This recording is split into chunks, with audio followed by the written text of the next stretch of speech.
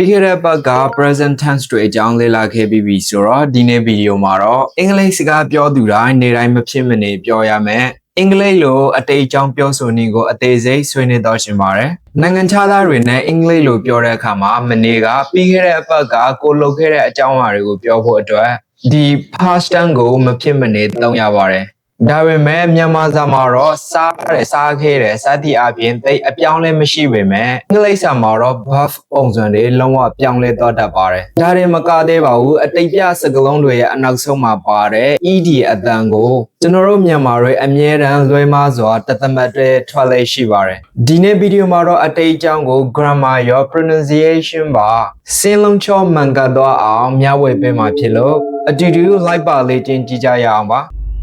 simple past tense ပထမဆုံးအသေးအကြောင်းကိုပြောတဲ့အခါမှာအသုံးအများဆုံးဖြစ်တဲ့ simple past tense အကြောင်းကိုပြောကြရအောင်ပါသူရဲ့ပုံသဏ္ဍာန်ကတော့ subject plus verb to ပဲဖြစ်ပါတယ်ဒီ tense ကိုတော့အတိတ်ကာလမှာလုံးဝလှုပ်ဆောင်ပြီးဆုံးတော့ပြီဖြစ်တဲ့ completed action တွေအကြောင်းကိုပြောတဲ့အခါမျိုးမှာသုံးပါတယ်အဓိကအားဖြင့်စာကြောင်းတွေထဲမှာအတိတ်ကာလကိုညွှန်ပြတဲ့စကားလုံးတွေဖြစ်တဲ့ yesterday မနေ့က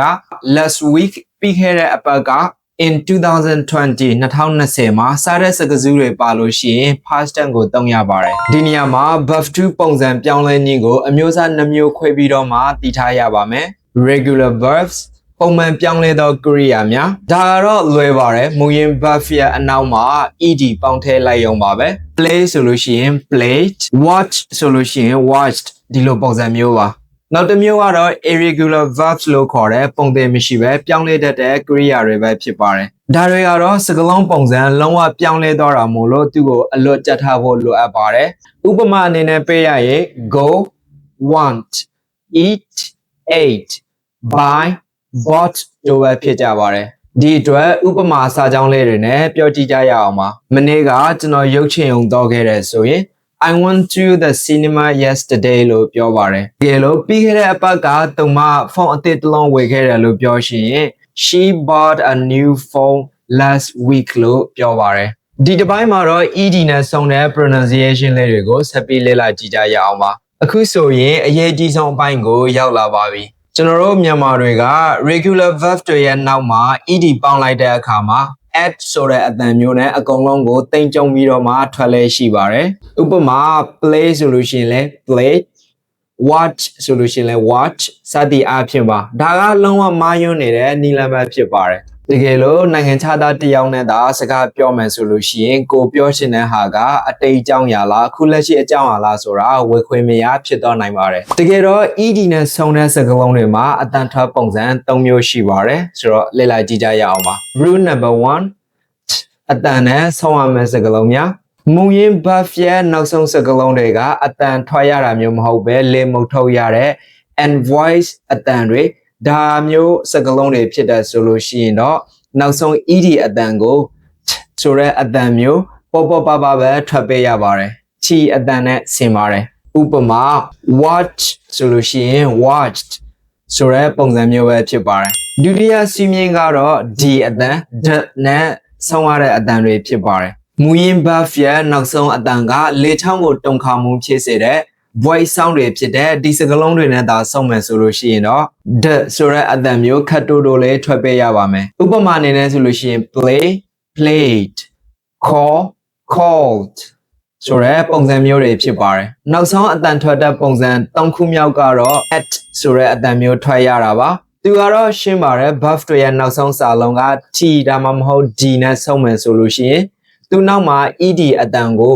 at ဆိုတဲ့အတန်အပေါ်တန်ထပ်ထွက်ပေးရပါတယ်ဥပမာအနေနဲ့ဆိုလို့ရှိရင် want wanted need needed ဆိုတဲ့ပုံစံမျိုးဖြစ်ပါတယ်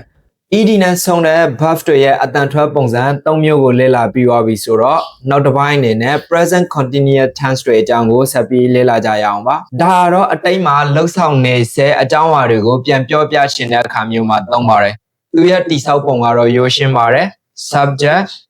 verb to be တွေဖြစ်တဲ့ was သို့မဟုတ် were plus verb ing ပဲဖြစ်ပါတယ်ဒီ tense ကိုတိတိကျကျရှင်းပြရလို့ရှိရင်တော့အတိတ်ကာလရဲ့တိကျတဲ့အချိန်တစ်ခုခုမှာလှုပ်ဆောင်နေတဲ့အကြောင်းအရာတွေကိုပြောတဲ့အခါမျိုးမှာသုံးပါတယ်ဥပမာဆိုရင်မနေ့ည8 နာရီကငါစာဖတ်နေခဲ့တယ်လို့ အချိန်နဲ့တိတိကျကျပြောချင်လို့ရှိရင်ဒီ tense ကိုသုံးရပါတယ်အင်္ဂလိပ်လိုကတော့ I was reading a book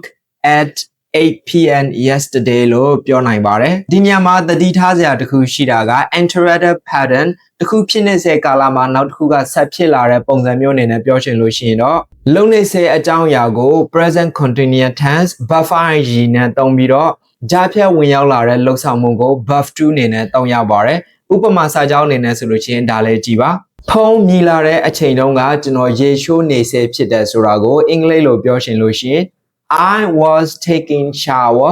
want the phone ring လို့ပြောနိုင်ပါတယ်ကျွန်တော်တို့နောက်ဆုံးအပိုင်းအနေနဲ့အိမ်စာမပေးခင်မှာဒီနေရာမှာကျွန်တော်တို့မြန်မာလူမျိုးတွေ